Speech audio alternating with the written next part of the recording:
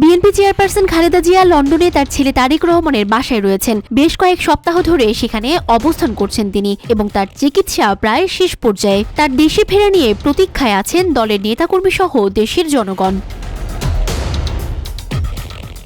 বেগম জিয়ার মেডিকেল বোর্ডের সদস্যরা জানিয়েছেন, খালেদা জিয়ার শারীরিক অবস্থা আগের তুলনায় ভালো। কিডনি সমস্যা অনেকটা উন্নতি হয়েছে, তবে স্বাস্থ্যগত ঝুঁকির কারণে লিভার প্রতিস্থাপন সম্ভব হয়নি। চিকিৎসকরা জানিয়েছেন তিনি এখন মানসিক ও শারীরিকভাবে সুস্থতার দিকে এগোচ্ছেন এবং পরিবারের সঙ্গে সময় কাটাচ্ছেন।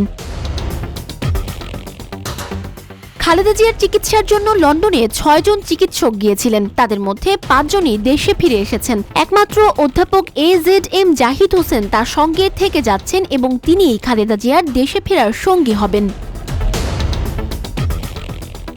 মেডিকেল বোর্ডের মতে খালেদা জিয়ার চিকিৎসা কার্যক্রম শেষ হয়েছে, তবে দেশে ফেরার আগে তাকে আরও একবার ফলো আপ চিকিৎসার জন্য লন্ডন ক্লিনিকে নেওয়া হবে। বিএনপি নেত্রীর ছেলে তারেক রহমান চাইছেন তিনি রোজার ঈদ পর্যন্ত লন্ডনে থাকুন, তবে চূড়ান্ত সিদ্ধান্ত এখনো হয়নি।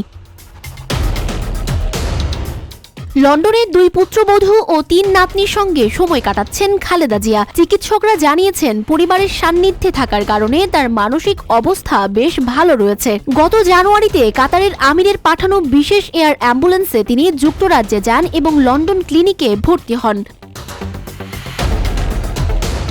বেগম জিয়ার দেশে ফেরার চূড়ান্ত তারিখ নির্ভর করছে তারেক রহমানের সিদ্ধান্ত এবং শেষ ধাপের মেডিকেল ফলো আপের ওপর। চিকিৎসকরা বলছেন যে কোনো সময় তিনি দেশে ফিরতে পারেন। এখন দলের নেতাকর্মী সহ সবাই চাইছেন বেগম জিয়া যাতে খুব দ্রুত সুস্থ হয়ে দেশে ফিরতে পারেন।